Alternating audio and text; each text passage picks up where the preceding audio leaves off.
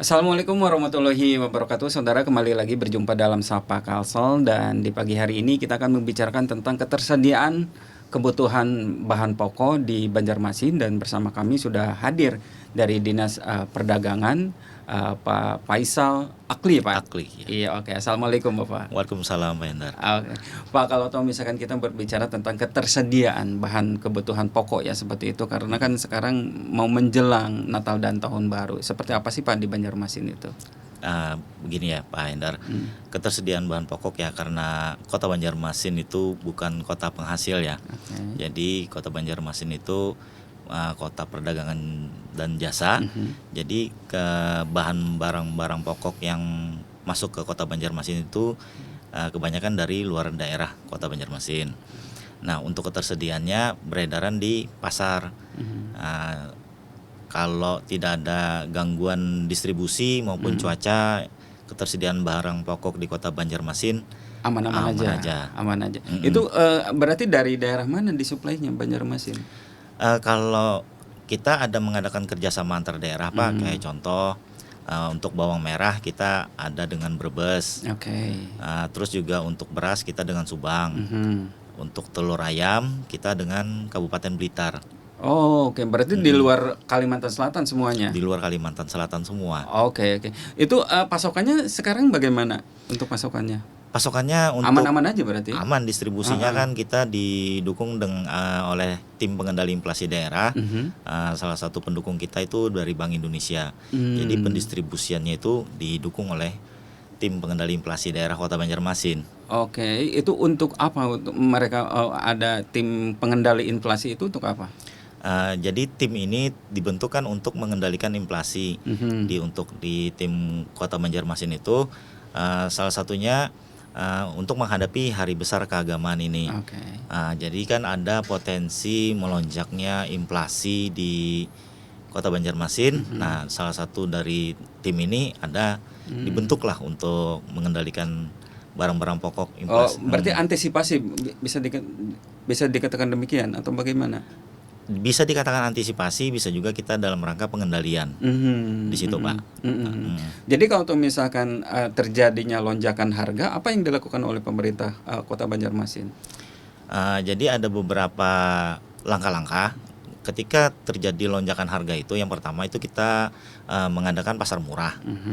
Kemudian kita melakukan pendataan setiap hari di pasar-pasar tradisional mengenai harga barang-barang pokok dan ketersediaannya. Terus kemudian langkah ketiga kita mengadakan kerjasama antar daerah supaya menjamin ketersediaan barang-barang pokok itu lancar dan tersedia di Kota Banjarmasin. Oke. Berarti belum bisa untuk langsung ke misalkan ini harga misalkan harga bawang itu tinggi misalkan seperti itu. Itu belum langsung pemerintah kota langsung meminta untuk dari daerah penghasil itu untuk mensuplai lebih banyak. Kalaunya permintaan kita suplai lebih banyak sih bisa kita intervensi begitu. Cuman kan tinggal daerah penghasilnya. Apakah mereka memiliki surplus barangnya untuk mengirim ke Kota Banjarmasin? Kalau misalnya mereka juga terbatas untuk daerah mereka sendiri, ya kita ya ketersediaan barang yang ada aja di Kota Banjarmasin. Oke. Iya. Tapi kalau misalkan untuk yang tadi itu ya ada dari Subang, ada dari Brebes, kemudian dari satu lagi dari Blitar, Pak. Blitar. Itu periodik untuk suplai barangnya atau bagaimana kerjasamanya itu? Kerjasamanya kita jalin dari tahun 2023 kemarin. Ini udah jalan 2 tahun, periodik setiap bulannya. Jadi itu nanti antar pengusaha nanti yang kirim barang. Oke. Di situ nanti terjalinnya kerjasamanya. Oh iya. Jadi pemerintah Kota Banjarmasin memfasilitasi demikian seperti itu. Tapi nanti untuk distributor dan sebagainya dan pengendalian harga kan sudah ada harga eceran paling rendahnya. Sudah ada. Oke. Ya, nanti di situ kan ditekan di distribusinya, Pak. Nah, kita menurunkan harga suplainya di situ. Di harga distribusinya. Oke. Berarti kalau misalkan ada berapa pasar sih Pak kalau di Banjarmasin itu? Kota Banjarmasin itu kita memiliki 15 pasar tradisional, Pak. 15 pasar tradisional, oke. Di situ kita di 15 pasar itu kita mendata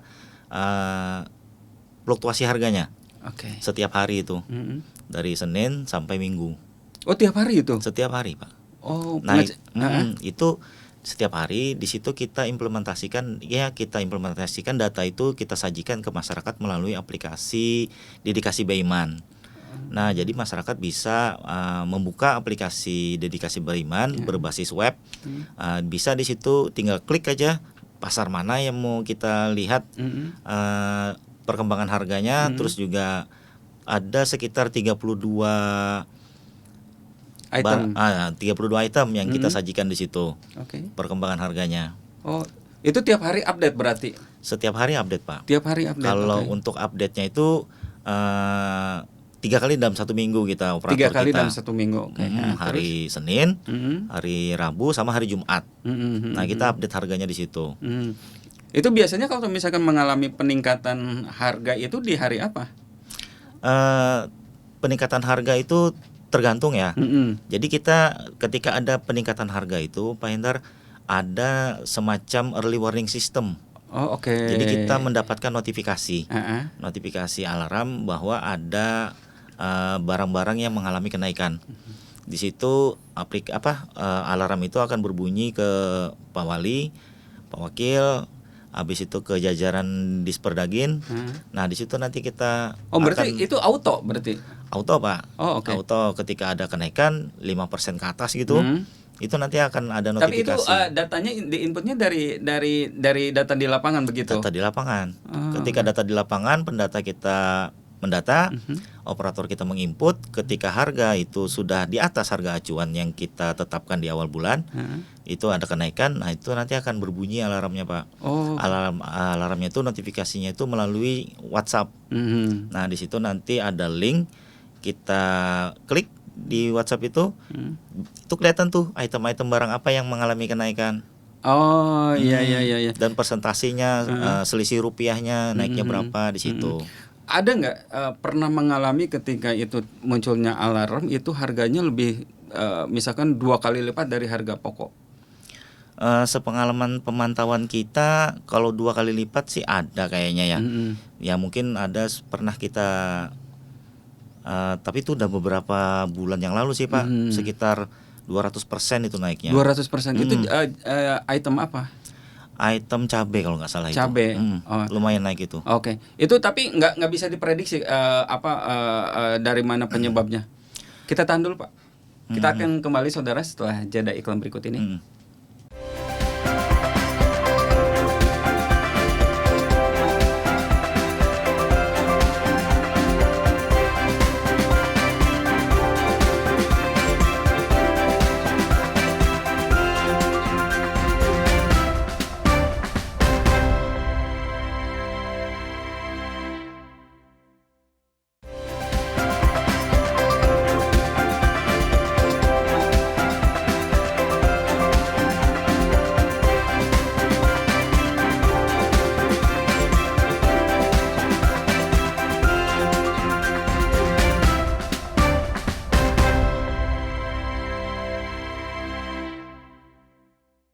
Baik saudara, terima kasih masih di Sapa Kalsel dan kita kembali lagi melanjutkan perbincangan di pagi hari ini. Pak, kalau tadi kan Bapak sempat menyebutkan kalau misalkan kenaikan itu bisa dilihat dari aplikasi.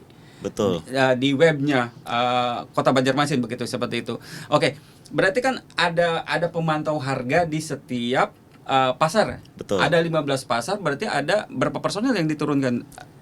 Di 15 pasar itu kita turunkan 1 sampai 2 orang personil. 1 sampai 2 orang personil. Betul. Untuk mengecek keseluruhan harga begitu. Untuk mendata update harga di keseluruh pasar itu.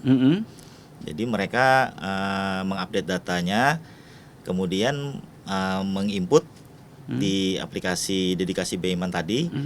Mereka update di situ dalam waktu 3 minggu dalam 3 kali dalam 1 minggu maksudnya. 3 kali dalam 1 minggu. Iya. Itu biasanya pagi-pagi untuk mengupdate-nya itu. Iya betul, itu pagi, setiap pagi mereka. Jadi sebelum jam 10 itu data tuh udah harus kita terima. Dari kawan-kawan pendata. Ketika sudah masuk jam 10 itu, jadi data itu kita input sebelum zuhur sekitar jam 1, itu nanti akan ada notifikasi early warning system, alarm Oke. ke jajaran kita, ke pimpinan juga bahwa ada kenaikan atau yang istilahnya tuh mungkin akan mengakibatkan potensi inflasi yang harus kita waspadai. Oke. Tapi harga itu yang diinput itu bisa stuck nggak, Pak? Misalkan di harga ngeplet dalam seminggu itu misalkan harga 10.000 terus gitu. Pernah ngalami seperti itu? Nggak pernah sih kita ngalamin, pasti ada fluktuasinya ya. Oke. Untuk harga-harga itu. Nah, jadi kita kasih harga acuan di awal bulan. Nah, ketika harga barang itu mengalami kenaikan dalam mungkin minggu pertama atau minggu kedua dalam satu bulan itu pasti ada kenaikan. Nah, di situ nanti ada notifikasi yang kita terima bahwa barang ini mengalami kenaikan misalnya. Oke. Kalau untuk ketersediaannya juga dipantau juga, Pak? Kalau Masuk ke aplikasinya gitu. Untuk ketersediaannya sih di aplikasi sih kita belum kasih fasilitas itu ya. Kita masih pemantauan harganya aja.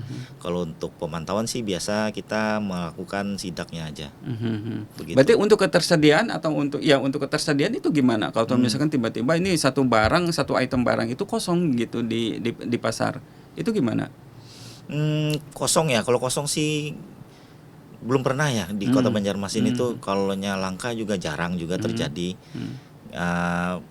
Mungkin karena ada beberapa faktor ya, kalau misalnya itu ada terjadi kelangkaan kayak seperti misalnya distribusinya terganggu atau kondisi cuaca lagi ekstrim, mungkin begitu. Ya kan sekarang kan juga lagi ekstrim gitu, seperti itu. Itu mengalami gangguan untuk distribusinya.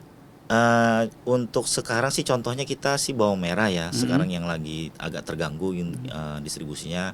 Kita pantau kan memang harga bawang merah sekarang juga kayaknya lagi naik gitu loh dari data itu. Nah, mungkin itu salah satu contoh komoditasnya. Itu langsung ditindaklanjuti oleh pemerintah Kota Banjarmasin seperti apa kalau misalkan hal itu terjadi? Baik. Jadi kan atensi kita untuk bawang merah ini juga kita ada komunikasi kan dengan Brebes juga dengan Bima. Di situ memang mereka untuk panennya sih belum musimnya. Nah, itu salah satunya juga. Nah, itu. Jadi masih ada stok di Banjarmasin ini masih cukup lah ibarat kata untuk amannya. Kan Kota Banjarmasin merupakan salah satu kota yang menjadi senternya. Jadi setiap daerah pasti akan pasti berbelanja nggak pasti juga sih sebenarnya kan gitu. Tapi kalau misalkan dilihat dari transaksi nilai barang di Banjarmasin kan juga tinggi seperti itu. Berarti kan barang itu bukan hanya untuk disiapkan untuk kebutuhan masyarakat Banjarmasin saja. Berarti kan untuk daerah-daerah lain juga seperti itu. Berarti berapa banyak yang disiapkan oleh pemerintah Kota Banjarmasin untuk mengamankan ketersediaan barang itu? Ya, memang Banjarmasin bukan tempat untuk menahan ya. Cuman kan memang suplainya kan dari luar daerah itu melalui Kota Banjarmasin. Jadi distribusinya ketika di Kota Banjarmasin cukup ataupun berlebih, itu nanti baru terdistribusi ke daerah-daerah lain di luar. Tapi sejauh ini aman-aman aja, Pak ya? Aman, Pak. Aman ya? Alhamdulillah terkendali aja. Terkendali ya? Iya. Tadi itu ada berapa bahan kebutuhan pokok, Pak, yang menjadi konsentrasi Dinas Perdagangan bahwa ini tidak boleh untuk istilahnya harganya juga tidak terlalu tinggi, kemudian ketersediaannya juga itu harus dijaga seperti apa? Baik. Untuk barang-barangnya tadi ya Pak ya, itu contoh dalam atensi kita itu salah satunya itu tadi telur ayam, terus bawang merah, sama beras ya. Nah gitu. Kalau untuk minyak goreng juga masih ada kita, stoknya cukup aja itu Pak. Maksudnya stok cukupnya gimana Pak untuk itu? Apa nih namanya, distribusinya tadi kan? Distribusi. Untuk di Kota Banjarmasin cukup aja. Cukup aja. Terus kalau misalkan untuk daging ayam dan sebagainya itu masih terpantau juga? Masih terpantau Pak. Masih terpantau. Iya. Nah kalau misalkan tadi kan ada disinggung ada operasi pasar ya Pak ya? Operasi pasar murah. Operasi pasar murah itu seperti apa Pak? Operasi pasar murah? Operasi pasar. Karena kemarin juga sempat melakukan hal itu ya Pak ya. Betul. Di setiap kelurahan juga ada itu. Itu bisa diceritakan seperti apa itu? Baik. Jadi itu kan salah satu langkah kita dalam mengendalikan inflasi Pak.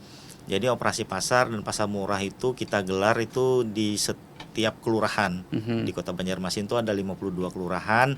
Jadi dalam 1 bulan itu kita jadwalkan 1 minggu tuh paling enggak 2 kali lah dalam 1 minggu kita bikin operasi pasar murah. Nah, operasi pasar murah itu kita menyediakan minyak goreng, gula, juga beras di situ. Dan pada operasi pasar tadi itu kita juga laksanakan subsidinya, Pak. Nah, jadi ibarat kata itu harga juga benar-benar murah dan terjangkau bagi masyarakat. Itu item-item itu yang dibutuhkan oleh masyarakat. Betul, Pak. Yang mengalami kenaikan di pasar. Iya. Demikian. Oke. Nah, momennya biasanya kan momen yang sekarang terjadi Natal dan Tahun Baru itu sudah pasti Dihadap, terjadi lonjakan Iya. gitu. Kemudian juga nanti ada Idul Fitri juga, Ramadan dan Idul Fitri juga mengalami hal yang sama. Betul. Itu pola pendekatannya itu sama juga yang dilakukan oleh Dinas Perdagangan. Betul, Pak. Polanya sama kita laksanakan. Jadi kan menjelang contoh nih yang akan kita hadapi ini kan Natal ya dan Tahun Baru.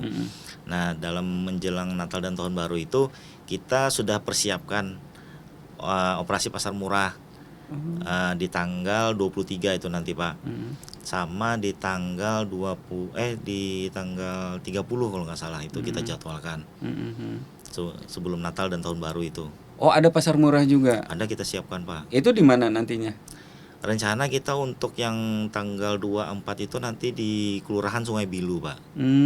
Jadi masuk lagi ke kelurahan Ke gitu. kelurahan Itu kita. efektif berarti ya? Efektif, Pak. Heeh. Pertama kan dia kan berdekatan dengan lokasi pasar. Terus yang kedua, sasaran yang kita sasar itu kan masyarakat, minta maaf nih, yang masyarakat miskin dan stunting.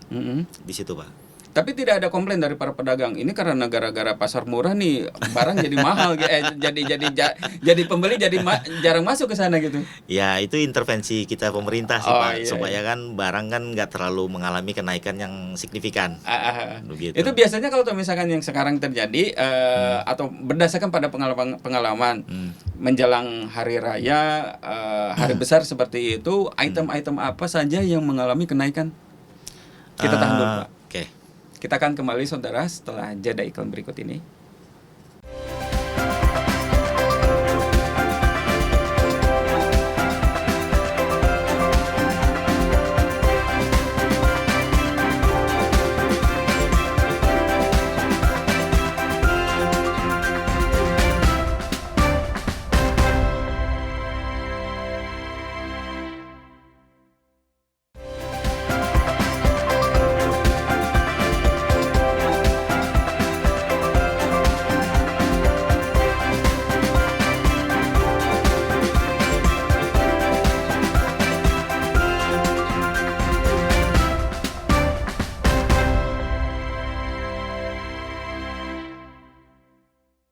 Baik saudara, kita kembali lagi melanjutkan perbincangan di pagi hari ini, Pak. Kalau misalkan tadi ya berbicara tentang ada pasar murah di setiap kelurahan dan juga akan dilakukan juga nanti pada tanggal 23 dan 24 ya, Pak ya. Kalau tidak salah. 23 dan tanggal 30 rencananya. Oh, 23 dan tanggal 30 itu pas momen sebelum Natal dan sebelum tahun baru. Ya. Biasanya item-item yang ada di pasar mengalami lonjakan itu apa saja?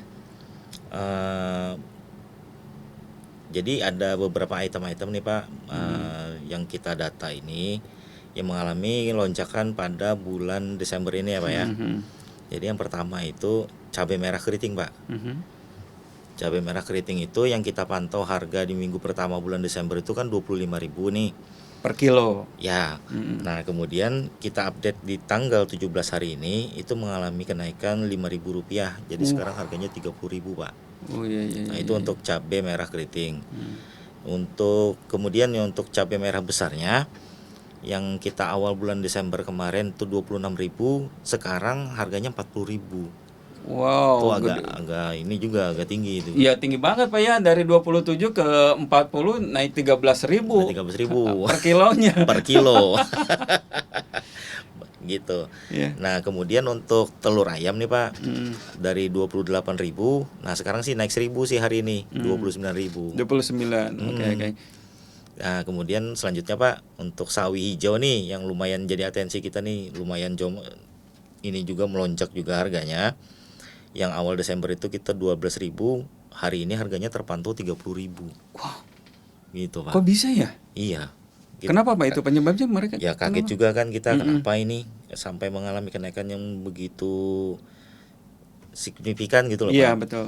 Nah jadi kan laporan di lapangan itu Pak oleh para kawan-kawan pendata itu karena sayur mayur itu karena gagal panen katanya. Terus eh, mengakibatkan rusak katanya ininya apa hasil panenannya, dan juga karena cuaca ekstrim hujan deras sekarang di bulan Desember ini kata mereka begitu Pak. Oh, jadi terganggu dengan distribusinya itu, siklusnya itu terganggu. Mm. Nah di situ Itu kembali akan normal lagi itu kapan? Atau setelah Nataru aja? kita harapkan sih secepatnya ya Pak ya kalau untuk Ya. normal itu. Hah? Kalau bisa sih ya dalam minggu-minggu depan lah, dalam pekan-pekan depan lah kita harapkan bisa normal. Atau ya mungkin perlu waktu ya untuk masalah panen itu Pak. Mhm. Kan harus menanam dari bibit Iya. lagi. Lama Pak kalau nunggu panen Pak, berapa Iya. bulan Pak? Begitu. Iya. Mungkin ya periode panen berikutnya lah Iya, insya Allah iya. kita. Tapi karena mungkin karena permintaan lebih banyak kali ya, demand-nya banyak kali. sawi ya, Ya. mungkin Pak. Mm-mm. Demandnya banyak kayaknya, iya benar. Demandnya banyak, pasokannya sedikit kan Iya, gitu. Jadi betul. harganya jadi melonjak. Harganya juga Hukum melonjak ekonominya juga. begitu. Termasuk juga dengan cabai ya seperti itu. Cabai naik 5.000 kan tadi, Naik 5.000. seperti yang kita terangkan di awal tadi Pak. Dari 25.000 naik 5.000 jadi sekarang harganya jadi 30.000. Ya, tapi pemerintah nggak bisa nyetop untuk udah deh jangan terlalu tinggi misalkan seperti itu, nggak bisa. Intervensinya ya, Pak, Intervensi ya. harga. Karena kita di pemerintah tuh bentuknya cuma regulasi sih Pak ya. Jadi nanti mungkin pada saat kita memiliki Perumda di tahun 2025 nanti kan jalan nih. Nah mungkin nanti kita ada intervensinya di situ melalui Perumda Pak. Jadi di situ untuk stok, untuk supply mungkin lewat Perumda. Perusahaan umum daerah. Ya Perumda pasar nanti Oh, Pak. Perumda pasar. Dan itu semua barang masuk ke sana. Semua barang nanti masuk ke sana di Perumda pasar. Didata kemudian didistribusikan lagi begitu. Betul. Ke semua pasar. Ke semua pasar. Oh. Berarti itu dari semua wilayah juga karena kan Banjarmasin tadi disinggung bahwa bukan daerah penghasil. Berarti Betul. daerah pengimpor ya. Pengimpor. Pemasok. Pemasok ya. Nah, itu berarti apa ya istilahnya barang-barang itu harus benar-benar intens dijaga dan intens diperiksa untuk ketersediaan dan harganya juga ya. Betul Pak. Makanya kita kan melaksanakannya itu rutin setiap hari untuk pantauan harga itu. Itu kan sekaligus juga kita lihat adakah kelangkaan di dalam pasar itu. Karena kan kalau kita indikatornya gini aja sih Pak sebenarnya, kalau harganya melonjak naik kan itu kayaknya barangnya sedikit gitu loh. Ya. Permintaannya banyak. Di situ aja sih kita pantauannya. Kalau misalnya harganya naiknya nggak terlalu signifikan, ya mungkin masih oke-oke aja itu stoknya. Ya cepat naik dan lupa turun Pak kan kalau harga. Iya ya. Ya seperti itu kan, kalau udah naik ya udah susah deh kalau kembali turun kan. Apalagi kalau misalkan setelah hari besar itu Ramadan, Idul Fitri, ini untuk kembali stabilnya itu kan lama ya Pak ya. Lumayan Pak. Apalagi kan menjelang Idul Fitri ini kan berdekatan nih waktunya kan. Betul. Nggak terlalu jauh nih, hampir mepet juga nih nanti Idul Fitri. Ya kemungkinan ya mudah-mudahan sih harganya stabil lah kita upayakan. Tapi untuk beras aman ya Pak ya? Untuk beras aman Pak. Sampai Idul Fitri ke depan? Ada aman aja. Aman aja. Insya Allah ya? aman aja. Itu yang disuplai yang dari Subang itu? Dari Subang ada, kita beras lokal kita di Kalsel ini juga lagi banyak panen juga, panen juga bagus-bagus. Insya Allah aman aja Pak. Dan harga juga tidak terlalu tinggi. Harga nggak terlalu tinggi untuk beras lokal masih ya di bawah lah, rendah lah ibarat kata, nggak terlalu mahal gitu. Tapi sempat kedeteksi nggak ada pedagang-pedagang yang nakal misalkan menimbun atau dan sebagainya? Mungkin dalam pantauan kita nggak ada ya Pak ya, nggak berani juga kan, sudah ada hukumnya juga sekarang. Iya. Apalagi kalau misalkan sayuran bagaimana mau ditimbun ya? Betul. Besok busuk, rugi banget. Rugi. Untuk sayur nggak bisa ya Pak. Oke. Bakal tuh misalkan ini, tapi kembali normal itu karena emang dari sistematikanya di pasar atau emang karena suplai yang dilakukan oleh pemerintah Disperindex sendiri yang terus menggenjot untuk kembali normal. Ya untuk kembali normal ya salah satu upayanya juga dari pemerintah kan distribusinya, suplainya gitu kan, dari kerjasama antar daerah yang kita lakukan tadi. Nah itu menormalkan harga. Oke. Tapi kalau misalkan masyarakat mau mengetahui tentang bukan ketersediaan, tentang perkembangan harga, itu bisa dilihat dari mana Pak tadi itu? Oh ya, nanti buka aja di aplikasi Dedikasi Baiman. Itu berbasis web. Di googling aja Pak. Oke. Pak Hendrawan. Di situ nanti tinggal diklik, ada nanti di situ item-item pasar apa yang mau kita pantau harganya. Ada 32 item barang pokok yang kita sajikan datanya. Nah, di situ juga ada WhatsApp-nya. Jadi tinggal klik aja logo WhatsApp, nanti tinggal chat aja nanti di situ untuk baik itu pengaduan aplikasi ataupun pengaduan harga barang juga bisa. Itu tapi update ya Pak tiap hari itu Pak? Update kita Pak. Update-nya kita seminggu 3 kali Pak. Seminggu 3 kali. Jadi masyarakat bisa melihat untuk perkembangan harga di pasar itu seperti apa, dan itu bisa dilihat di aplikasi Pak ya. Betul Pak. Oke, terima kasih Pak. Terima kasih Pak. Demikian saudara, perbincangan di pagi hari ini, kita akan kembali di episode berikutnya. Sampai jumpa.